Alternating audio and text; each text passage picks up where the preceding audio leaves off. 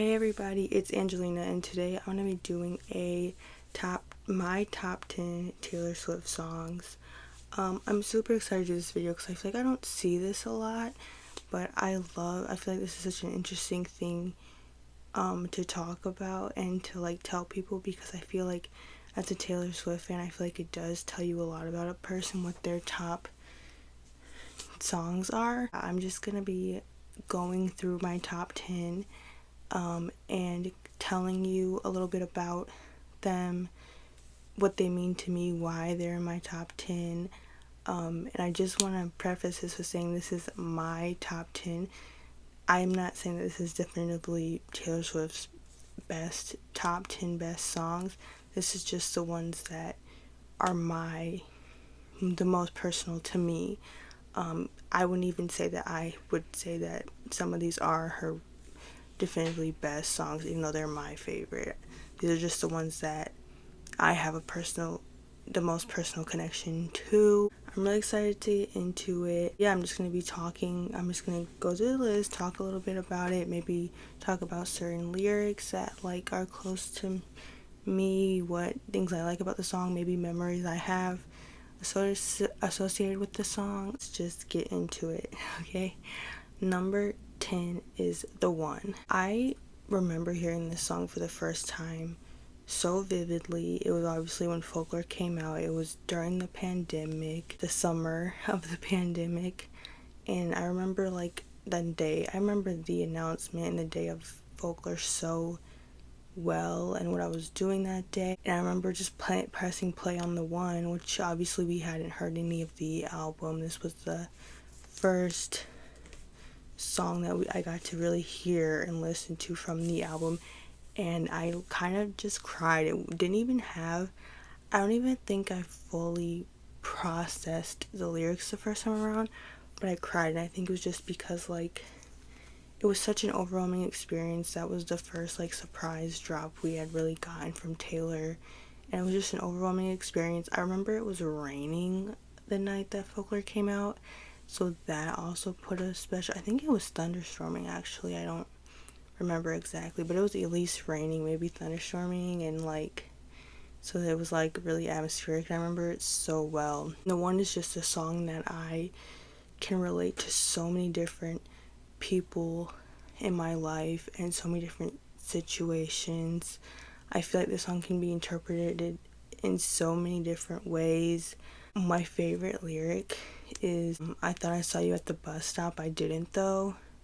I just love that lyric because I've had those experiences before of missing somebody or not having someone in your life anymore, and you going past somewhere that you used to see them or whatever, or be at with them, and you kind of take a second look, and maybe you don't even necessarily think that they're there, but the memory comes back of them.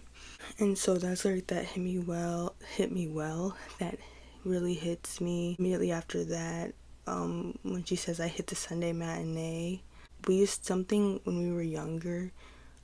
When I was younger, my dad always would take us to the movies, and so I always think of him when I think of that lyric and kind of this song, and just like not having somebody in your life anymore. That this song, I don't know, I feel like it can encapsulate a lot of different relationships, and I love when her songs can do that, and her songs can be about so many different things. Number 9 is Tolerated. Tolerated was one that I kind of was iffy on whether it was my top 10 or in my top 10 or not, but at this current moment, because obviously these things can change, so I would say these songs are like kind of my definitive, like if I only could listen to 10 Taylor Swift songs for the rest of my life, these would probably be the ones.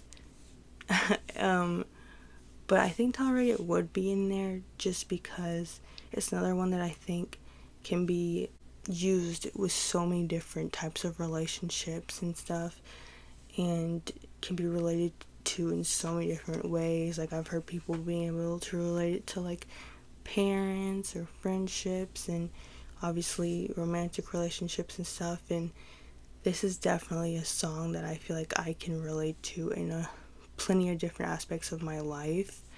And also I love the tour performance of this. In the movie, when like the camera, in the Eras Tour movie, when the camera follows him, like when the song starts and it follows her dancer through the doors to him sitting down, and it has like that piano start. I love that. Like, that is cinema. I love that. And I love the bridge of this song. Obviously, I think this is most definitely one of my favorite bridges of hers. I love the drawing hearts in the byline. I love the imagery of that. I feel like it's also like a very girly lyric, which reminds me of when I was young, because I feel like I was very much a girly girl. Well, I still am, but I just think of like, when I picture that lyric, I think of like almost a a document or something for some reason, and like glitter gel pin hearts around it. It's just what I think of, because I feel like tolerated can just be also to just I feel like tolerated can just be about kind of how women can seem sometimes of just being tolerated in so many aspects of this world and so many aspects of society. And so like the thought of like a girl drawing hearts on like a document or whatever, I don't know, just it's what shows up. Yeah, I love tolerated. Number 8 is Our Song. And one of the reasons I wanted to do this video, and I thought me doing this video would be interesting, is because I do feel like I have an interesting top 10. I think all but like one or two, I would say, of these songs I don't think I see in a lot of other people's top 10s. Of all her discography, having like certain songs from her first album, I feel like isn't that common.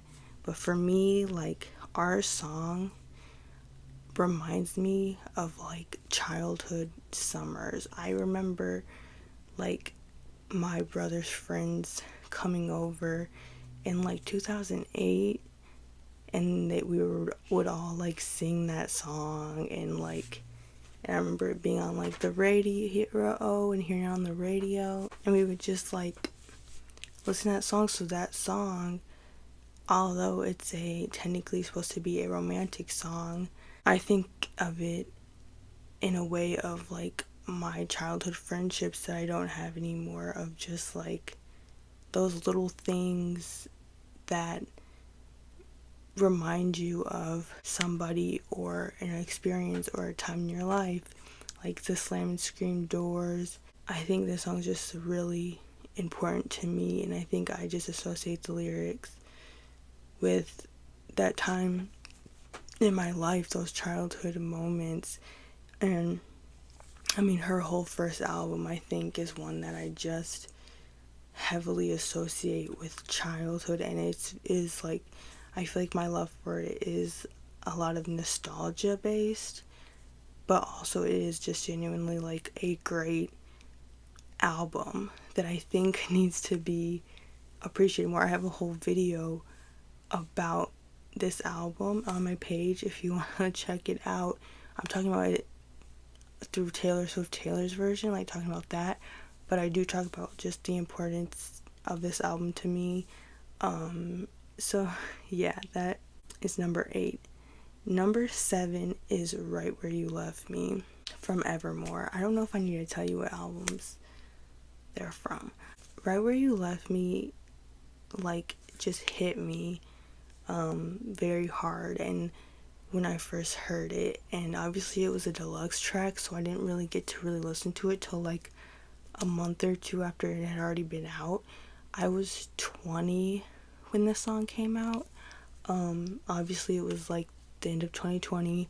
That year just hadn't been the best, obviously, for anybody, but that's a song, like, it almost made me, I don't want to say it made me appreciate like the time we were in, but it just made me look back on kind of moments in my life that were almost worse for me personally.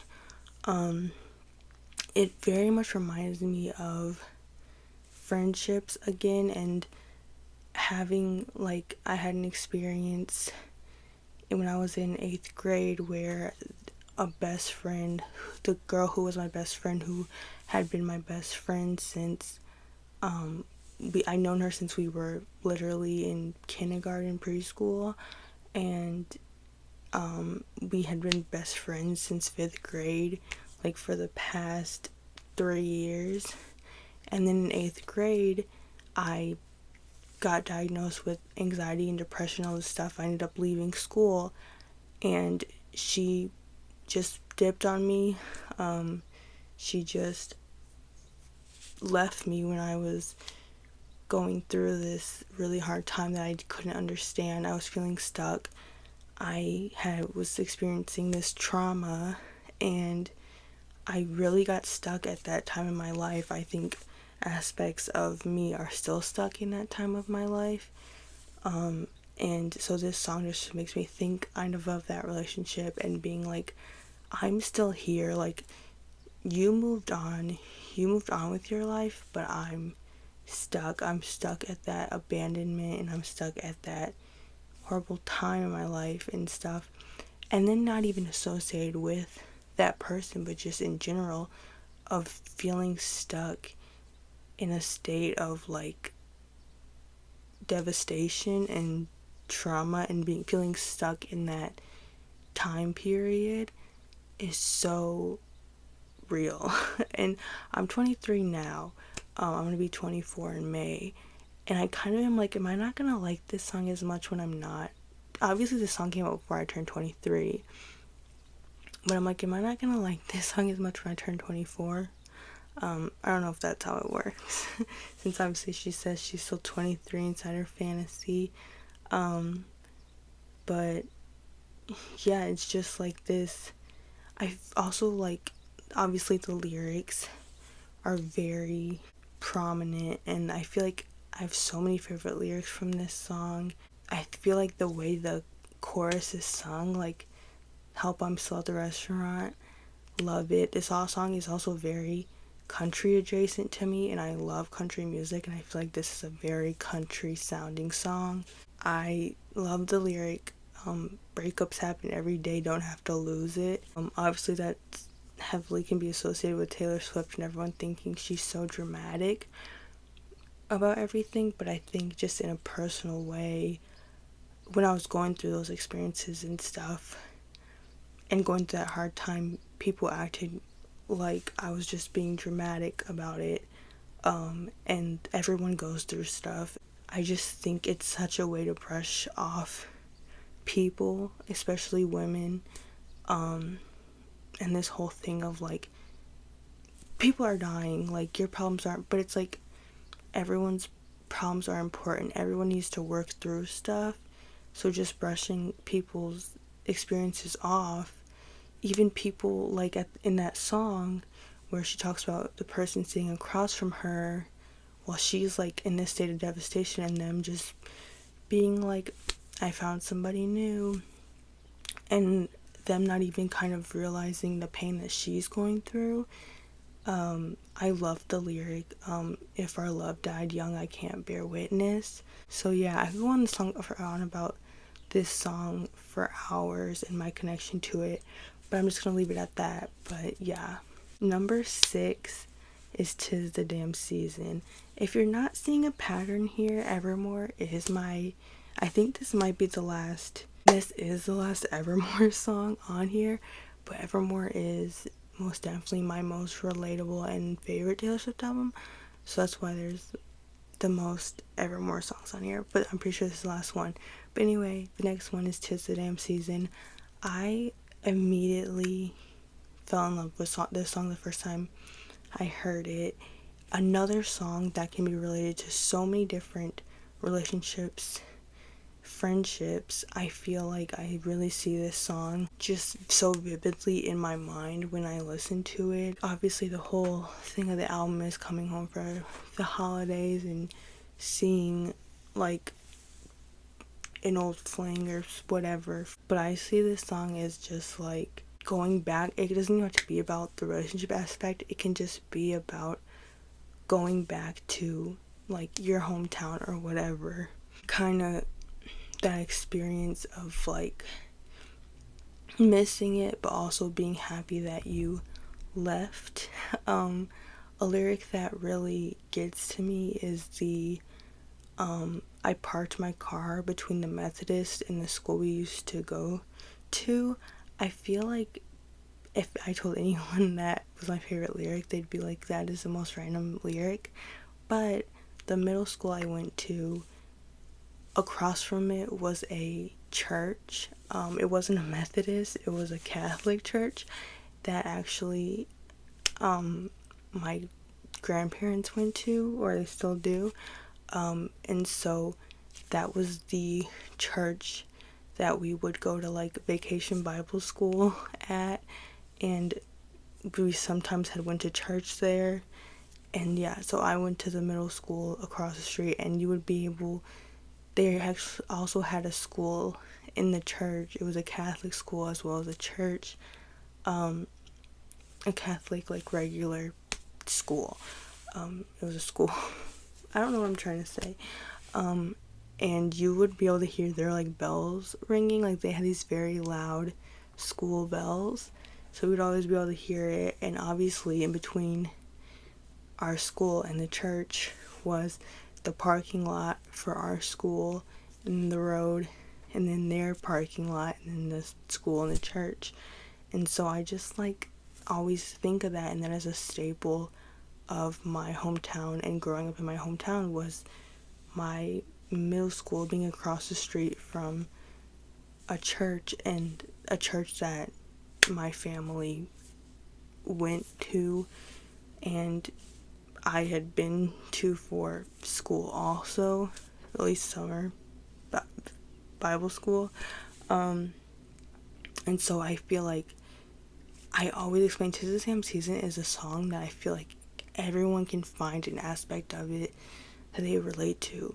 Like, it's like no one can relate to it, but everyone can relate to it, because it's just simply about a hometown, and we all have those things in our hometown that are like, I feel like you can find in the song. Another lyric I love is, "We can just ride around because in the road not taking looks real good now." This whole song is just amazing. But someone where like my favorite thing to do is like car rides. I love long car rides. I am someone who's like, let's just like ride around and listen to music. And I do feel like that's a very small town type of activity. Even though I grew up in college towns my whole life, I still can kind of relate to that lyric in kind of my life now, and being like, we don't need to do anything fancy or whatever, let's just ride around. And the road not taken looks real good now. I just have so many just moments in my life that I'm like, ugh, I did this, and if I would have done that, like I probably would have had a better outcome, or maybe I would be happier and stuff, and you just never know. So obviously that's not a great way to like think about things, but especially when you're somewhere that you used to go or somewhere from your childhood, those thoughts are gonna come up. I love "'Tis the Damn Season." I listen to it year round. I make a playlist for each season, and this song is on every single one of those playlists, even though it's obviously a more Christmas themed song. To me, I'm like, every season is a season. This could apply to spring break too, summer break. Everyone comes home for different breaks in each season, so this song is a year-round song for me. Number 5 is "Begin Again." This is one that I almost couldn't even like really explain why I love it so much. It's just one of those songs that I'm always drawn to. I mean, obviously I do know why I have certain lyrics in here, but like it's mostly like the individual parts of this song that make me love it so much, not even the overarching story of it. Like obviously the song's about like coming back after a relationship and going on the first date, as Taylor says, believing in love again, but to me it's literally just the individual moments in this song that make me love it. So one of the first lyrics that I immediately connect to in this song is he turned the lock and put my headphones on. He always said he didn't get this song, but I do, because I experience that a lot of people kind of not, especially when it comes to Taylor Swift and listening to Taylor Swift and loving Taylor Swift. There's a lot of people who just don't get it and don't get why I enjoy her music, and they love to vocalize it. They love to say like, I don't get it, I don't like her, da da da. And it's just one of those things where it's like, you don't get it, but I do. And that's all I need. I don't need you to understand it for me to love it, or for me to understand it. Like, you not understanding it is not my business, and you don't need to tell me every time. So that's one of the lyrics that really connects. Also just the like chorus about throwing your head back like a little kid. Just the whole chorus I think is so beautiful. And my cat's name is actually Wednesday, and I actually named her after the character from the Addams Family, Wednesday, but also kind of after this song on a Wednesday in a cafe, just because I just love this song. I also love the lyric, you start to talk about the movies that your family watches every single Christmas, and I want to talk about that. Christmas was a very big thing for me growing up. I loved Christmas. I was obsessed with Christmas. I'm not as much anymore. After some stuff has happened in the past couple of years around Christmas time, I am not the biggest fan of Christmas time anymore, but I do still cherish those like moments in the movies that I remember watching growing up around Christmas time. So this is just one of those songs that like reminds me of that. Number 4 is Fearless. It's a song. So this is one of those songs that I can kind of understand why seem a little basic to be in the top 10. It might be like kind of like whatever to some people, but I love this song so much. I've loved it since I was a kid. It always made me want to dance. It always puts me in a good mood. It just is very much a feel-good song for me. It reminds me of the springtime. I was born in the spring, and it's just a happy song. And I feel like I'm someone who, I've been told a lot that I listen to sad music, that I listen to just depressing sad music, especially when it comes to Taylor Swift. So I just feel like Fearless is the one that's like, this is a happy song, this is a happy moment. There's nothing sad about this song. It reminds me of the Fearless tour. I didn't go to the Fearless tour, but like I remember watching the Journey to Fearless. I always think of her dancing in those like fringe dresses on the Fearless tour and now on the Eras tour. I got to hear the song live for the first time on the Eras tour. That was such a moment for me, just being a song like growing up, just listening to it, and like the chorus, with you I dance in a storm in my best dress. Amazing lyric. I don't even have that much to say about this song. It's just a song that I've just always has made me happy. I've loved it. It's not even like I relate to this song or whatever. It's just one of those songs that just makes me so happy. Number 4, I feel like this is most definitely the most predictable, and I feel like it's on a lot of people's top 10, and that is Cruel Summer. Now, I'm gonna say something, and it might shock you. When I first listened to this song for the first time ever, the night that Lover came out, didn't love it. But that's only because I was listening to it at a friend's house and we were listening to it on her speaker. We were so like out of it because it was so late that I don't feel like I could process it, and I didn't really get to have the full experience with it until later on. So the first time I heard it, I was like, what? But then I went back and listened to it with headphones and in the car, and I was like, oh, I get it. Like, this is that song. I'm so happy it's having like a resurgence and stuff. Been like, hasn't it been like in the top like 10 on, or like the top on billboards for like the past year? It's crazy. But yeah, I just love this song. This is another one that's kind of like fearless, where it's like I don't really have, it's not even a song that I can say like, oh, I relate to it in this personal way or anything. It's just like, it's just an amazing song. Like, it's just a fun, feel good song. I think it's like almost finding the like joy out of like a, because like it song's obviously called Cruel Summer, but it's like kind of a happy song. So I feel like it's like finding the light in a bad time almost. Just having fun even though like life is being so cruel to you. My favorite lyric is most definitely, and I snuck in through the garden gate every night that summer just to steal my fate. That is such a pink, baby pink like lyric to me, if that makes sense. Like, I associate color with a lot of things, and to me that lyric just like gives me like a like baby pink. Like, it reminds me of the color pastel like pink. And I love that lyric, and I love the imagery of that lyric. So that's what I have to say about Cruel Summer. I don't even feel like I need to say a lot. I feel like it's pretty self-explanatory. Like, this is one of her best songs. I know this was like my favorite, like my top 10 and my personal, the most personal to me, but I feel like I can say with Cruel Summer that Cruel Summer is just all in all just a great song. Like, it just is one of her best. Number 2 is Mine.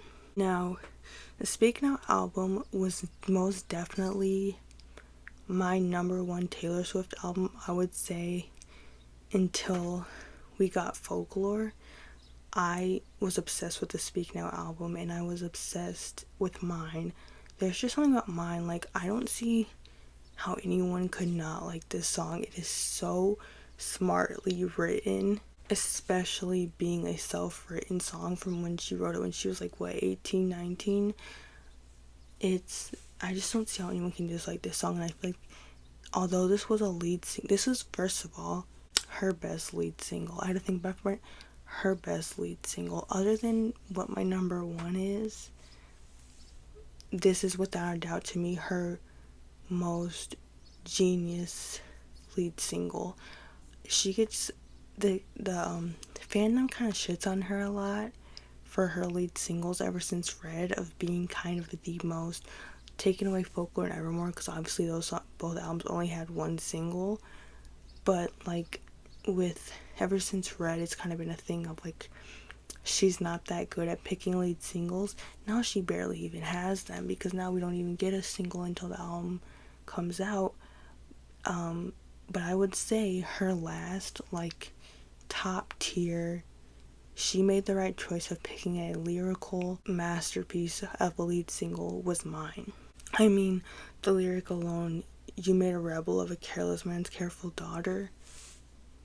First of all, how did someone not think of that sooner than Taylor? Because it's such a genius lyric. Like, I would think it was like a play off of what someone else had said in a different song. But no, it's like all her, which I find amazing. And the song itself, like, I just love it lyrically.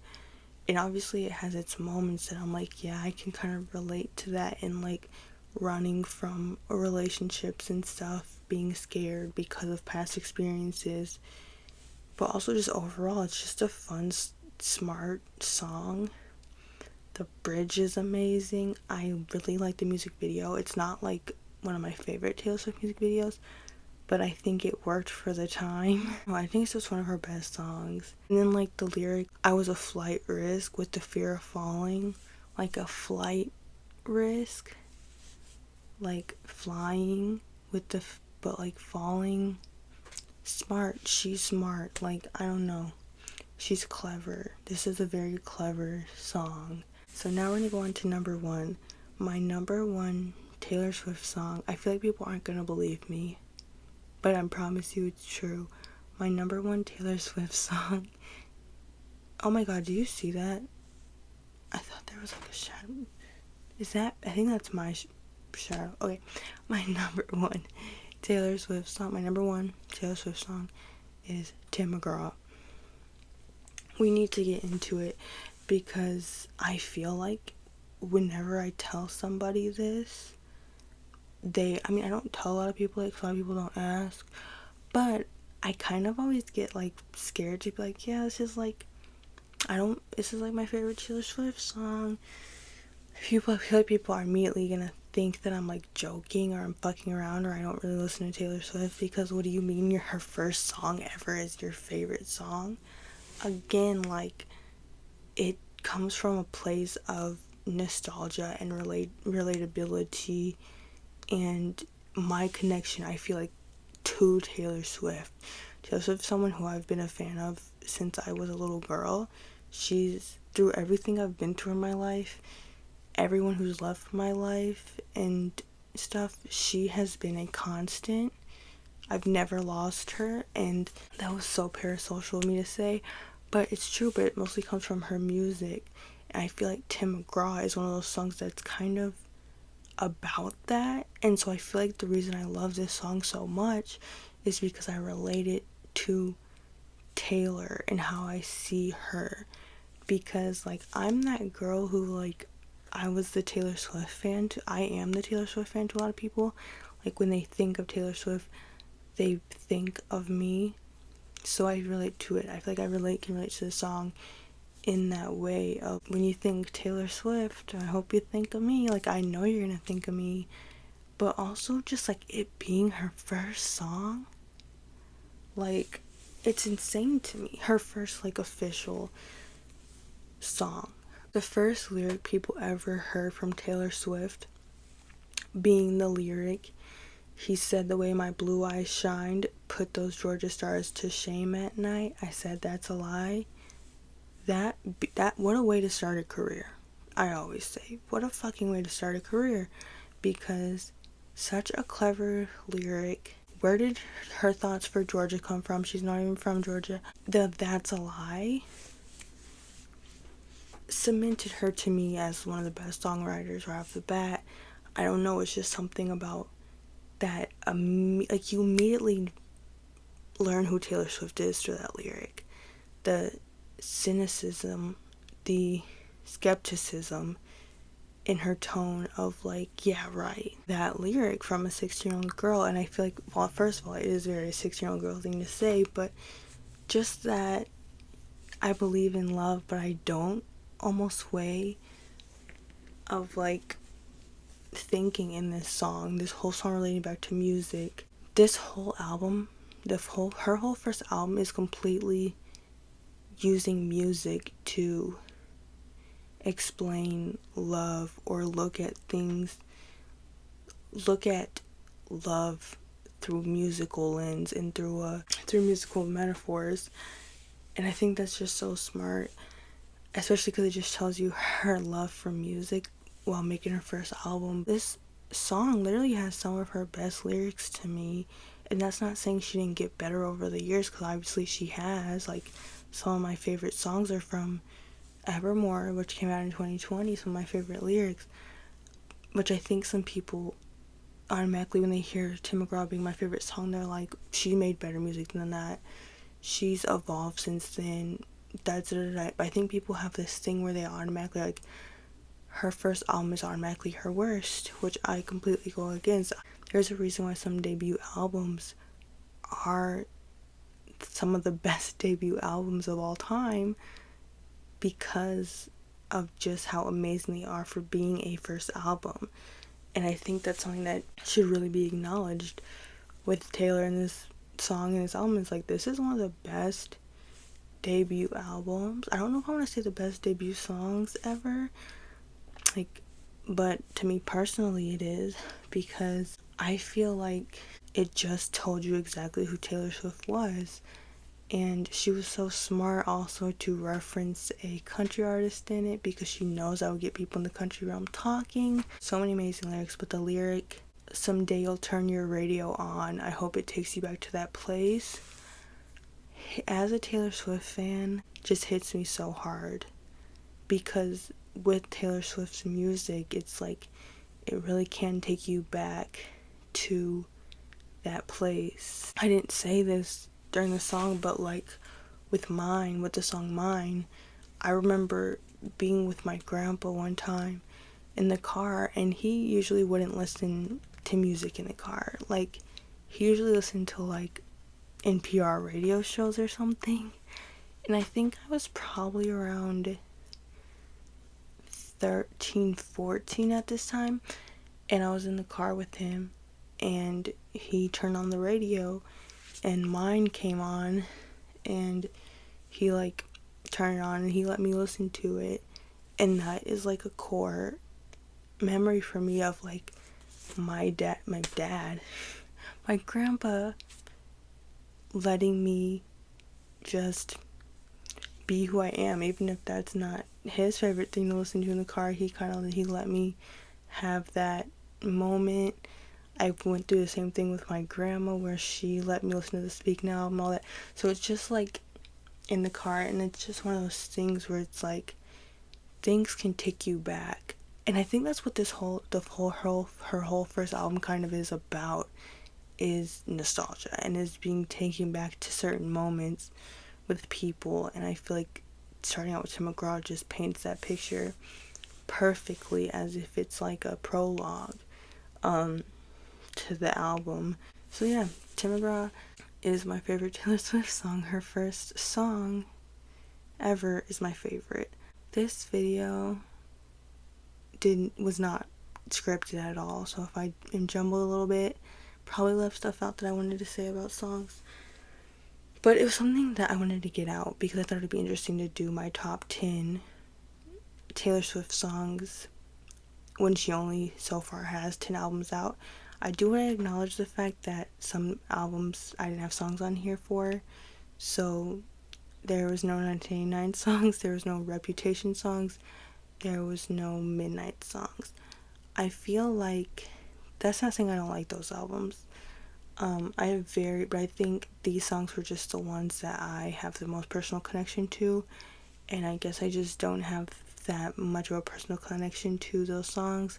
I will say with Midnights also, since these are supposed to be these songs that have stuck with me, and again are just super personal, I don't feel like I've had the time with Midnights yet to really have them represent very pivotal moments in my life yet, or anything. So I think that's why there's no Midnight songs on here. And for like Rep in 1989, I think those albums are very much albums to me. It's very hard for me to take some of those songs out of the context of the album, if that makes sense. That's why. I was thinking about doing a top 3 from each album, which maybe I'll do eventually, probably after the Torture Boards department comes out. I hope you liked this video. I hope you stayed and listened to what I had to say, and maybe you found some ways that you can relate to these songs that you didn't realize. If you want to go check out my other videos on my channel, I have 2 videos recently uploaded about the Torture Poets department that I would love if you could check out and watch. Me going through the track list, saying what I think the songs are going to be about. And then I have a video, just my reaction to the announcement. And yeah, I have a lot of Taylor Swift videos on my page, if you want to check them out, and a lot of other videos about like movies and stuff. So if you want to check those out, that would be great. And I will see you guys next time. I think I might be about to do a whole month of album reactions. It depends on how those reactions go, because I don't want to post a video of me blank staring at the camera while I listen to a song. But I think I'm gonna be doing a month of reactions, because there's an album coming out every single week up until the release of the Georgia Ports department, so I'm gonna be doing like Maggie Rogers, Casey Musgraves, Beyonce, Bryn Cartelli. I think I'm gonna react to her album. Stay tuned, and I will see you guys next time.